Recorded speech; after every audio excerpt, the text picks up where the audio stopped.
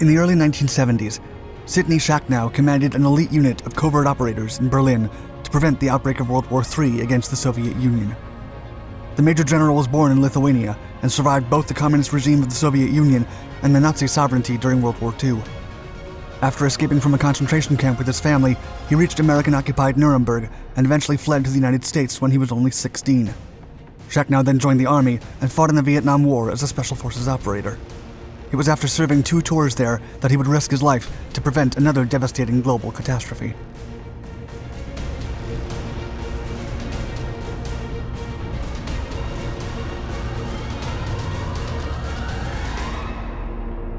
A war against the Jews. During Adolf Hitler's rise to power in the late 1920s, anti-Judaism took over the streets of Germany. Many World War I veterans from the Kaiser's army believed that Germany had lost the conflict because the Jews failed to economically support the country, and as World War II approached, anti-Semitic views had spread all over the population.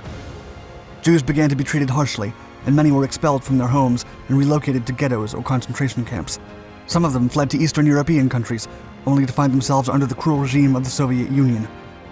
Others were sent to forced labor camps, along with Protestant and Catholic political prisoners, where they starved to death under inhumane conditions. The situation only got worse as the United Kingdom and France declared war on Germany and World War II began. In the summer of 1941, the Third Reich forces launched Operation Barbarossa to take down the Soviet Union, and the Germans were initially greeted as liberators by former communist countries. However, as guerrillas and partisans infiltrated the civilian population and many Jews failed to cooperate with the new government, the German authorities turned violent, and thousands of Jews from the occupied countries were relocated to forced labor camps. Sidney Shachnow and his family were among them. A survivor. Sidney was born in Kaunas, Lithuania in November of 1934. His country was occupied by the Soviet Union in 1940 and 1941, and the Soviets were brutal and unrelenting in their treatment of the population. As the Blitzkrieg forces advanced towards Eastern Europe and Germany took control of Lithuania, they were greeted as saviors. When Sidney was 7, his family and many other Jews were hastily relocated to the Kovno ghetto with almost 20,000 people. For almost 3 years, Sid was forced to work under extremely harsh conditions and was given little to no food. But as many acquaintances began to lose their battle against starvation, Sid's family decided to escape. During their first attempt, Sid's father fled to join Russian partisans.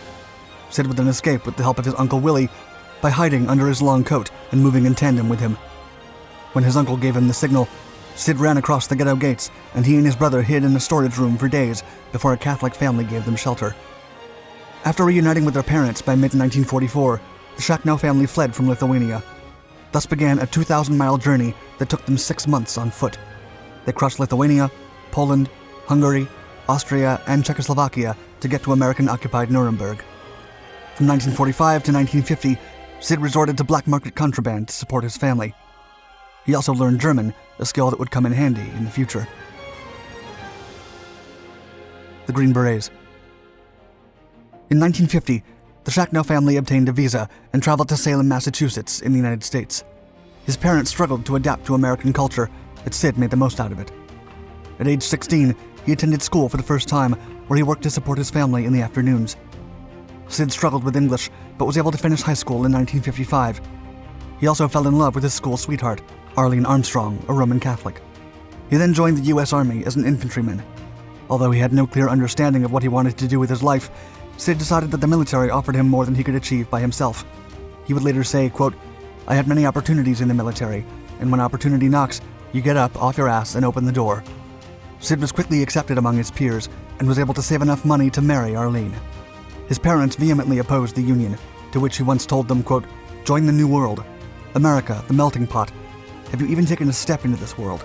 You both live in the past." Sid steadily climbed through the ranks in the Army. From private, he moved to Sergeant First Class of the 4th Armored Division in late 1960. He then became a U.S. citizen and earned a commission as an Army infantry officer. In 1962, the Army began recruiting selected men for Green Berets training. The now company commander applied and was accepted for the rank of captain. During an interview with Henry Levy from the Jewish Post, Sid would recall his training days, quote, "It was hard before you start. It's like climbing a mountain. When you're at the bottom, it's difficult. When you're on the top, looking down, it's not too bad." As Cold War tensions rose with the Cuban Missile Crisis, the Bay of Pigs invasion, and the escalation of the conflict in Vietnam, the United States military readied for war. The Green Berets, which sit among them, would then become the founding pillars of the U.S. Special Forces. Fighting in Vietnam. Sidney was given command of Detachment A-121 of the Special Forces when the American military involvement in Vietnam began in 1965. The unit was sent to An Long along the Mekong River in Vietnam's border with Cambodia.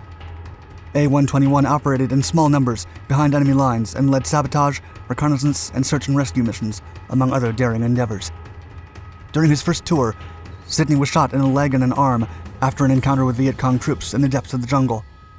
Still, that did not stop him from fighting. He applied a tourniquet to his wounds and kept firing at the enemy, leading his men away from the heat of the battle. While healing from his combat wounds, Sidney was diagnosed with typhoid fever, tuberculosis, and other common illnesses from Vietnam. He was then awarded his first Silver Star and Purple Heart. After recovering, Sidney returned to the U.S. to earn his bachelor's degree from the University of Nebraska. He then attained the rank of major and returned to Indochina for a second tour. The officer was now assigned to the legendary 101st Airborne Division and participated in many encounters with the paratroopers. He would eventually earn several more medals and a second Silver Star for his bravery on the battlefield. But as the U.S. began its withdrawal from Vietnam amidst Cold War tensions in the early 1970s, Sidney was tasked with a peculiar challenge: to form an elite group of Green Berets for a top-secret mission in Berlin. Preparing for World War III. Sidney was sent to Germany as commander of Detachment A Berlin Brigade, a covert unit that stood on high alert for 24 hours a day in case the Soviets decided to invade and ignite World War III. At first, Detachment A was composed of 40 men whose rank and identity were classified. Their selection had been a thorough process. They all needed to speak several languages, know their way around Berlin, and be able to blend in with the civilian population. They were also tasked with training civilians in guerrilla-style combat while NATO forces arrived to support them. The operators were divided in teams and had strong fighting skills. They could also conduct sabotage missions and search and destroy operations for high-value targets. As a Holocaust survivor, now General Shachnow was greeted in Berlin with an ominous aura. He was given main quarters that used to belong to Nazi official Hermann Göring and Finance Minister Fritz Reinhardt. Shachnow would tell reporter Henry Levy that, quote, "At a dinner with my Russian counterpart and senior KGB officers, they were laughing. When I asked them why, they replied, 'Here you are, a Jew. You were liberated by us, the Russians. Now you are defending the Germans who had incarcerated you and committed atrocities against your people, while you are getting ready to fight us, your new enemy.'" The Green Berets, under the command of General Shachnow, knew the operation could turn into a suicide mission any minute, as they could be captured by the communists and be tortured, or worse, if they failed to cooperate. Still, they greeted and socialized with the enemy on a daily basis.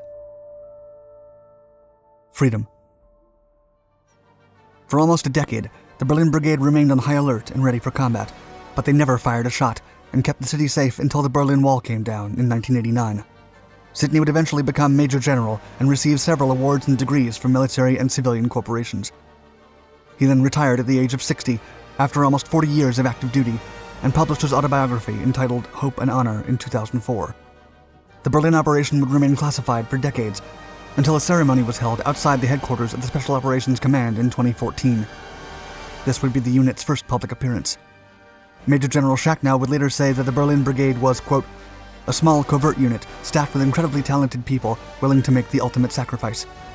They served on the front lines of the Cold War and never fired a shot in anger. No force of its size in history has contributed more to peace, stability, and freedom."